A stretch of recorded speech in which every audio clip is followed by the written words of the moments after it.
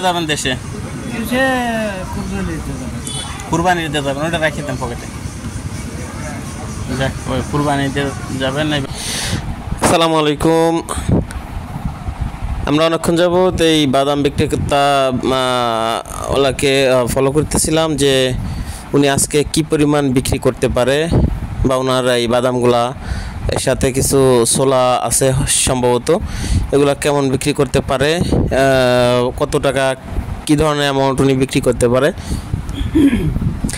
এই ধরনের একটা ফলো আপে ছিলাম আমরা।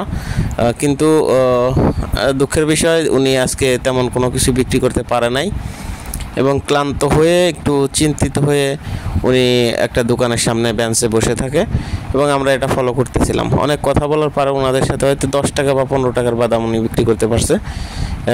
এরপরে আরও কিছু খোঁজ গল্প করে, এবং পরবর্তীতে উনি যখন চলে যাওয়ার জন্য উঠে, তখন আমি ওনাকে ডাক দিই এবং বলি যে আসেন আপনার সাথে একটু কথা বলি।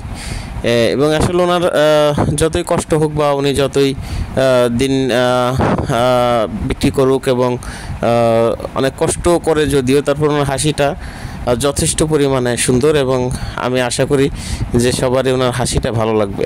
এবং ওনার সাথে আমাদের কি কথা হয় আসেন একটু দেখি।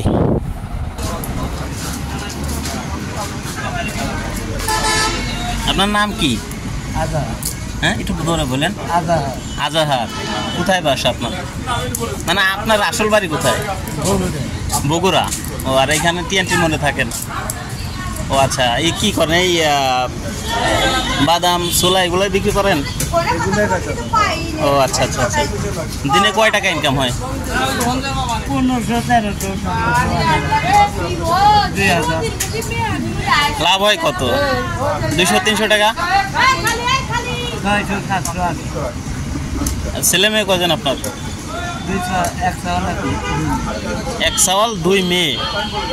কত বড় তারা? 3জনই বড়? বিয়ে দিয়ে দিয়েছেন 3জনই? ওরা কোন জায়গা? ঢাকায় থাকে। এখন আপনি এখানে কে কে থাকেন? আপনি আর আপনার ওয়াইফ থাকেন এখানে? ও আচ্ছা আচ্ছা আচ্ছা। যাক, আপনার দেশের বাড়ি যান না? রোজার মধ্যে গেছিলেন? মানে ঈদের আগেই চলে আসছেন না ঈদ করছেন বাড়ি? ও, আপনার দেশের বাড়ি কি সম্পদ কোনো কিছু নাই? আছে? ওখানে কেউ দেখেন? আপনি যান দেখেন মাঝে মাঝে? ও, আপনার মা আছে? আপনার মার বয়স কত?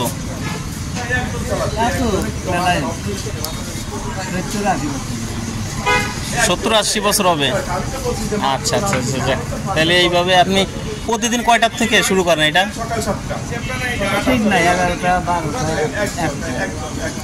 একবারে কয়টা পর্যন্ত শেষ করেন?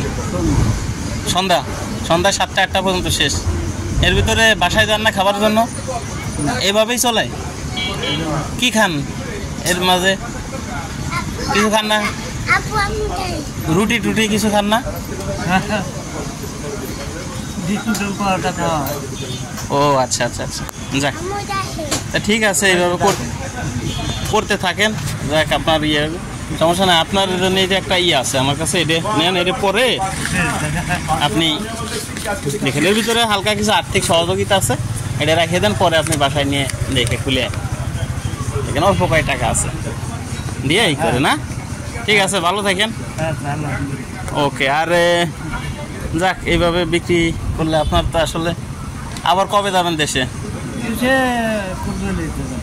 কুরবানি দিতে যাবেন, ওটা রেখে দেন পকেটে। যাক, ওই কুরবানি দিতে যাবেন। এইভাবে আসলে টাকা আল্লাহ রাব্বুল আলামিন ভালো মতোই করুক আশা করি। ঠিক আছে, ভালো থাকেন। আসসালামু আলাইকুম।